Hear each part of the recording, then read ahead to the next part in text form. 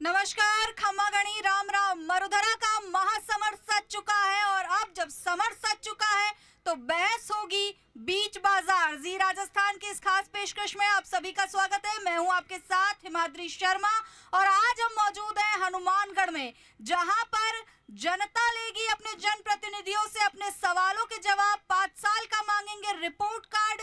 कैसा रहा हनुमानगढ़ का हाल, ये हनुमानगढ़ की जनता बताएगी और पूछेगी अपने जनप्रतिनिधियों से सवाल। और मेरे साथ मेरी सहयोगी भी जनता के बीच में मौजूद रहेंगी। मैं चाहूंगी कि वो अपना परिचय दें।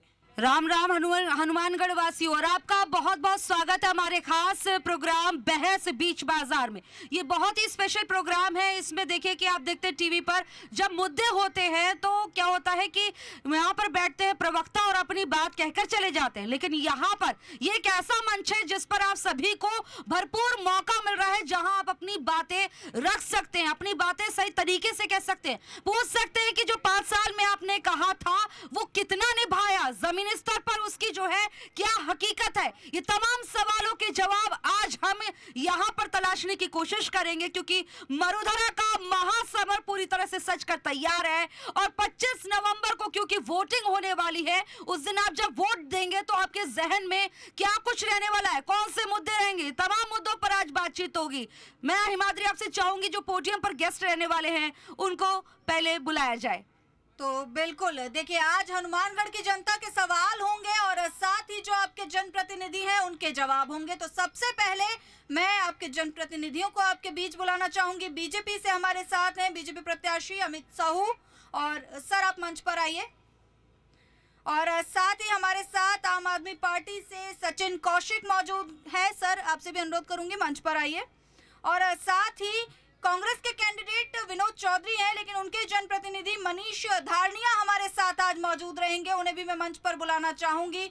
और देखिए, यहाँ पर मरुधरा का रण पूरी तरह से तैयार है और ऐसे में आज देखना यह होगा कि हनुमानगढ़ की जनता कितने तीखे सवाल अपने जनप्रतिनिधियों से पूछती है और कितने जवाब आपको संतुष्ट कर पाते हैं। लेकिन सबसे पहले आपके जनप्रतिनिधियों से पूछ लेते हैं उन्होंने 5 साल में क्या कुछ किया। सर, इन 5 सालों में हनुमानगढ़ के विकास को कहां पर देखते हैं? जय हिंद साथियों, सबसे पहले तो मैं जी राजस्थान का बहुत बहुत धन्यवाद करता हूं और यहां आए हुए सभी क्रांतिकारी साथियों को मेरा नमस्कार, प्रणाम, सत श्री अकाल। इन 5 सालों में जो विकास हो रहा है, जो दिख रहा है, वो पूरा हनुमानगढ़ जानता है। पूरे हनुमानगढ़ में युवाओं को सिर्फ नशे के अलावा और कुछ भी नहीं मिला है।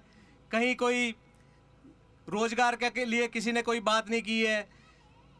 मील का जो एक मुद्दा, जो पुराना एक नासूर बना हुआ था, युवाओं को रोजगार की एक जो दिखा रहा था कि कभी रोजगार मिलेगा, मील चलेगी, लेकिन उसको भी एक जुमला बना करके छोड़ दिया गया है। और काफ़ी मुद्दे यही देखने को मिल रहे हैं कि हर युवा भटका हुआ दिख रहा है। कोई स्वास्थ्य पर काम नहीं हो रहा है, कोई रोजगार के ऊपर काम नहीं हो रहा है, कोई शिक्षा के ऊपर काम नहीं कर रहा है। यही सब कुछ मुद्दे दिख रहे हैं। बिल्कुल। तो देखिए, यहाँ पर आपने एक तरफ से मुद्दे सुने, अब दूसरी तरफ से जानते हैं कि हनुमानगढ़ का कितना विकास इन 5 सालों में हुआ है। पहले तो मैं सभी को राम राम करता हूँ। जी राजस्थान का बहुत बहुत धन्यवाद। आप लोगों ने एक मंच दिया लोगों के बीच में आने के लिए और आपस में इस बात को आपस में करने के लिए। पिछले 5 साल में आप हनुमानगढ़ से के लोगों से पूछें कितना विकास हुआ है या हनुमानगढ़ का विनाश हुआ है।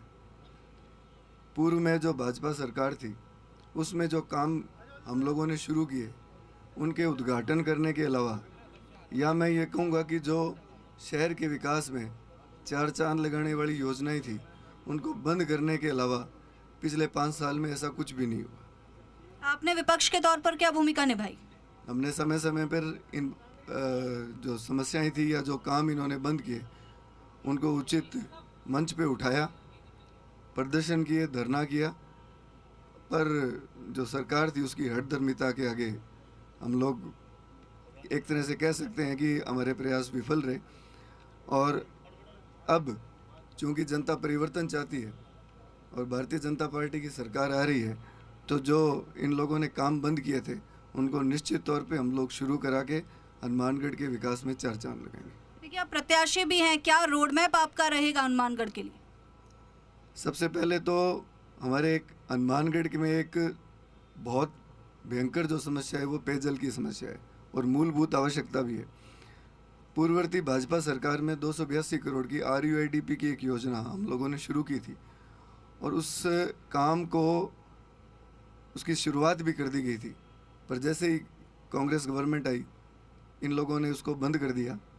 हम उस योजना को दोबारा शुरू करा के हनुमानगढ़ के लोगों को एक स्वच्छ पेयजल मुहैया कराने का हम लोग पूरा प्रयास करेंगे। उस योजना के अंतर्गत 24 आवर स्वच्छ पानी, 40 फीट की हाइट तक बिना मोटर के पानी चढ़ना, ये सब उस योजना की मुख्य बातें थी और आम आदमी को ये बहुत राहत प्रदान करता, इसमें कहीं दो राय नहीं थी। साथ ही साथ हमारे हनुमानगढ़ में सतीपुरा गांव है, वहाँ पे रेलवे क्रॉसिंग पे एक ओवरब्रिज 2017 में उस ओवरब्रिज की शुरुआत की थी। 2 साल उसका कंप्लीशन पीरियड था, टेंडर हो चुके थे, काम शुरू हो गया और पिछले 7 साल हो गए वो काम लगातार चल रहा है। अभी तक उस काम को बजट के अभाव की वजह से वो काम पूरा नहीं हो पा रहा और जैसे जैसे आपका टाइम निकलता है वैसे वैसे उसकी लागत बढ़ती है और वो लागत अल्टीमेटली जनता पर बोझ पड़ेगा। उस काम को भी हम जल्दी से जल्दी हमारा टाइम आने पे उसको पूरा कराने का प्रयास करेंगे। बिल्कुल। तो देखिए, अमित जी की बात हमने सुनी। धारणिया जी, आपसे जानना चाहूंगी कि इन 5 सालों में क्या कुछ विकास हुआ, क्योंकि उनका कहना है उन्हें तो आपका विकास नजर ही नहीं आया। उनका काम हमारी आलोचना करना है, तो मैं क्षेत्र विकास के हर क्षेत्र में, चाहे वो शिक्षा हो, स्वास्थ्य हो, एग्रीकल्चर हो, हर एक सेक्टर में सर्वांगीण विकास राजस्थान के महबूब मुख्यमंत्री अशोक गहलोत जी और यहाँ के लोकप्रिय विधायक चौधरी विनोद कुमार जी के नेतृत्व में हुआ है। सबसे हम पहले मेडिकल की बात करें तो मेडिकल कॉलेज बना करके एक ऐसी भारी देन दी है जो आने वाली पीढ़ियां इसको याद करेगी। हमारे आने वाले यहाँ के लोगों की मजबूरी थी कि गंभीर बीमारी में लुधियाना, बीकानेर, जयपुर जाना पड़ता था और उसके साथ 100 बेड का एक नया हॉस्पिटल बनाने का काम भी कांग्रेस गवर्नमेंट ने किया है। कैनाल कॉलोनी में CSC बनाया है, 7.5 करोड़ से भी ज़्यादा का चौधरी विनोद कुमार जी ने विशेष तौर से, और उद्योगों को बढ़ावा मिले उसके लिए हनुमानगढ़ टाउन में, क्योंकि जंक्शन में पहले रिको था, रिको सेकंड बनाने का काम भी चौधरी विनोद कुमार की अभिशंसा पे कांग्रेस पार्टी ने किया है। हम एक तरफ बात करें तो टाउन हॉल, हम बीकानेर जाते थे, बड़े बड़े शहरों में टाउन हॉल होता था, इसकी कमी थी। विनोद कुमार जी की मांग पे अशोक गहलोत जी ने यहाँ टाउन हॉल खोलने की स्वीकृति दी है। ये हमारा इलाका कृषि प्रधान है और नई नई टेक्नोलॉजी हो, नए नए आविष्कार हो, परंतु हमारे बच्चों को एग्रीकल्चर की पढ़ाई पढ़ने के लिए बाहर जाना पड़ता था। उस कमी को महसूस करते हुए यहाँ एग्रीकल्चर कॉलेज खोल दिया गया और शुरू हो गया और हॉस्टल के साथ खोल दिया गया। हमारे बच्चे, गांव के बच्चे, गरीब के बच्चे, दलित मजदूर के बेटे अंग्रेजी शिक्षा से दूर ना रहे, इसके लिए 28 नए महात्मा गांधी अंग्रेजी विद्यालय पिछले 5 साल में खोले गए। जो भी हमारे गांव के अंदर 10वीं तक के स्कूल थे उन सबको 12वीं तक का करने का काम यदि किसी ने किया है तो अशोक गहलोत जी ने किया है। और नगर पालिका हनुमानगढ़ में कांग्रेस का बोर्ड था, उसने भी जो काम किए वो आप सब जानते हैं। और ऐसा कोई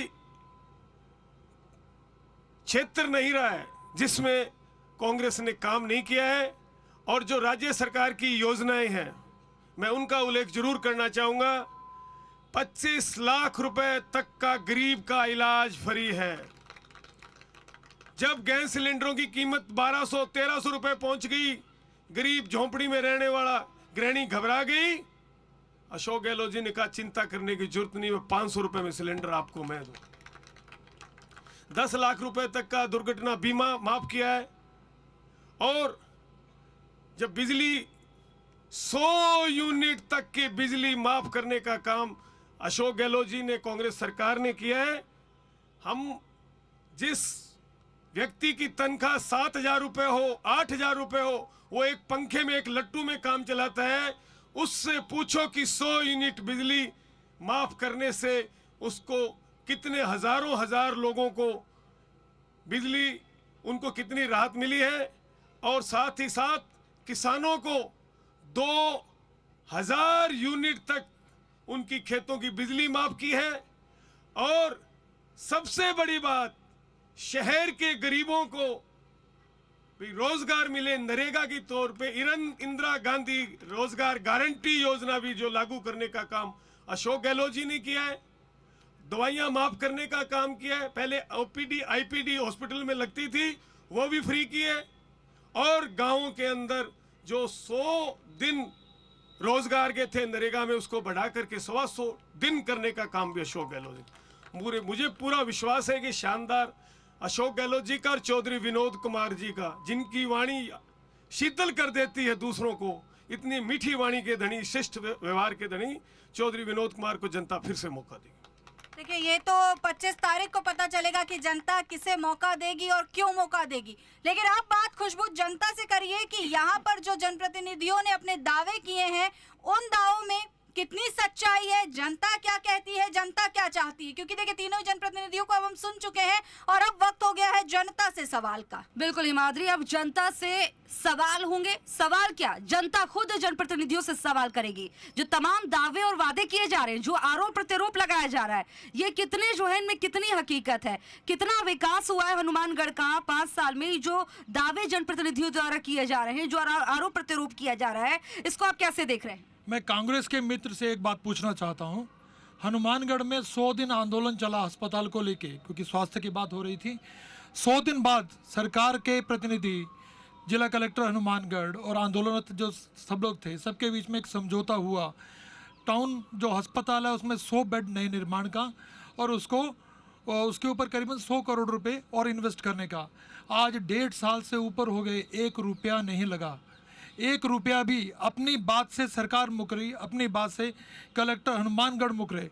आज भी वो अस्पताल वहीं का वहीं है, एक नया बेड नहीं बना। एक बात, 5 रुपये का बिजली का रेट था आज से 5 साल पहले, 11 रुपये हो गया।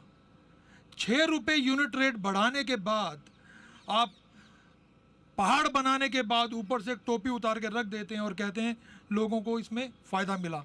आप खुद बताइए, 5 रुपये का रेट 11 रुपये तक हुआ, जबकि सरकार का वादा था कि हम बिजली के रेट नहीं बढ़ाएंगे। उसके बाद की बात है, अगर वादा नहीं किया होता शायद ये 20 रुपये हो जाता। तो मैं सबसे पहले पूछना चाहता हूँ, इन दोनों चीज़ों का क्या जवाब देंगे, क्योंकि इनके हर एक चीज़ के ऊपर प्रश्न बनता है। ठीक है, ये सवाल आपने सुना है, इसका जवाब आपको देना होगा। लेकिन हम 1 to 1 तमाम सवालों की जो सवाल है वो उठा लेते हैं। आप क्या कहना चाह रहे हैं? 5 साल में विकास कैसे देख रहे हैं? मैं पहले तो मेरे भाई से पूछना चाहता हूं कि 2013 में स्पिनिंग मिल बंद क्यों की आपने? ये बीजेपी के टाइम में बंद हुई और उन बेरोजगार को क्या हुआ? दूसरी बात, मैं कांग्रेस वालों से पूछना चाहता हूं कि ये लॉलीपॉप कब से दे रहे हैं, ये पूछना चाहता हूं मैं। विनोद जी कह रहे थे कि मिल चालू कर देंगे, उन बेरोजगारों को क्या हुआ? जो बेरोजगार आज तक दर दर की ठोकरें खा रहे हैं, मैं दोनों को ही दोषी मानता हूं। मेरे को कोई किसी से कोई प्रेम नहीं है इस चीज़ का, और कोई गुरेज भी नहीं करूंगा मैं किसी का कहने का कि इस तरह की आप जो बेरोजगारी यहाँ से छीन के और गुलाबपुरा के लिए एक मील के लिए आपने इस मील को 2013 में सौदे पे रख दिया, इससे बड़ा क्या दुर्भाग्य होगा। इसी के साथ जय हिंद जय भारत। बिल्कुल, देखिए कि कांग्रेस बीजेपी यहाँ दोनों से सवाल किए गए। उस रो में किसी का कोई सवाल हो, कोई करना चाहता हो तो मैं उसके पास आऊंगी। मैं बीजेपी के प्रतिनिधियों से और आम आदमी पार्टी के प्रतिनिधियों से पूछना चाहूँगा, जैसे कि वो कह रहे थे कि नशे का गढ़ बन गया है हनुमानगढ़, तो इनकी सरकार अब पंजाब में है, तो वो सीमावर्ती इलाकों से जो आ रही है, तो अब पंजाब सरकार क्या कर रही है? दूसरी बात, यहाँ की कांग्रेस गवर्नमेंट ने नशे के खिलाफ माला रामपुरा में चौकी बनाई और यहाँ पे नशा मुक्ति केंद्र सरकारी खोलने के लिए काम किए, लेकिन इन्होंने कौन से दिन ये सड़कों के ऊपर आए? मैं ये पूछना चाहूँगा। बीजेपी के मेरे मित्र से मैं ये पूछना चाहूँगा कि जो जनता के साथ में 2 करोड़ नौकरियों का वादा किया गया था केंद्र सरकार का, और ये जो भ्रष्टाचार की बात करते हैं, तो जो संजीवनी क्रेडिट घोटाला हुआ उसके भ्रष्टाचार पे इनका क्या जवाब रहेगा, मेरा इन दोनों से ये सवाल रहेगा। बिल्कुल, ये सवालों का जो सवाल आप सुन रहे हैं कि करके आपको जवाब देना होगा, सवाल याद रखिएगा वरना हमें तो याद ही है। जिस तरह से बात हो रही है कि यहाँ पर नशा का जो नशे का गढ़ बन चुका है, क्या वाकई में ऐसी हनुमानगढ़ में तस्वीरें देखने को मिल रही है? मैं किसान हूँ और किसान के मुद्दों पर ही मैं लड़ता हूँ हमेशा। हम 90 दिनों तक गर्म सड़कों पर बैठे रहे और इन भाई साहब के पास, इनके पिताजी के पास, एमएलए के पास गए भी आप पंजाब से पानी मांग करो। इन्होंने पानी नहीं डिमांड की, 2000 क्यूसेक पूरे राजस्थान के लिए 2000 क्यूसेक की डिमांड की, जबकि पंजाब बोल रहा था पानी फालतू है। ये सवाल जो है, देखिए हिमाद्री, ये सवाल उठ रहा है कि विकास किसका हुआ, तो आप सुन रहे कह रहे हैं कि यहाँ पर नेताओं का विकास हुआ है। कई सारे सवाल किए गए हैं, इन सवालों का जवाब आप जनप्रतिनिधियों से लीजिए। बिल्कुल, तो देखिए खुशबू, यहाँ पर जनता के तो यही सवाल है कि विकास नेताओं का हुआ है। अब नेताओं से जान लेते हैं कि उन्होंने अपना कितना विकास किया है। सबसे पहले तो भाई साहब का सवाल था कि पंजाब में जो नशा पंजाब से आ रहा है, तो पंजाब की सरकार नशे के ऊपर क्या कर रही है। मैं उनको ये बताना चाहूँगा कि भाई साहब मात्र 1.5 साल हुआ पंजाब में भगवंत मान सरकार बने। आज वो जो मजीठिया जो स्मगलिंग करता था नशे का, गैर तरीके से नशा पूरे पंजाब में फैला रखा था, जो पिछले 30 सालों से पूरे पंजाब को नशे की गिरफ्त में कर रखा था, वो आज जेल के अंदर बैठा है। और जो एक इलीगल जो फैक्ट्री चलती थी जीरे के अंदर नशे के लिए, शराब की जो फैक्ट्री चलती थी, वो आज सीज की हुई पड़ी है। ये बहुत बड़ा एक पंजाब सरकार का, आम आदमी पार्टी सरकार का बहुत बड़ा कदम है नशे के ऊपर।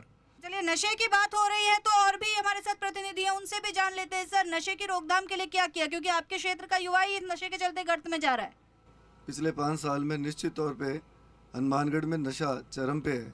मेडिकेटेड नशा और चिट्टा बहुत ज़्यादा बहुतायत में है और इससे युवा न केवल इसकी गर्त में फंस रहा है बल्कि अपने जीवन से भी हाथ धो रहा है।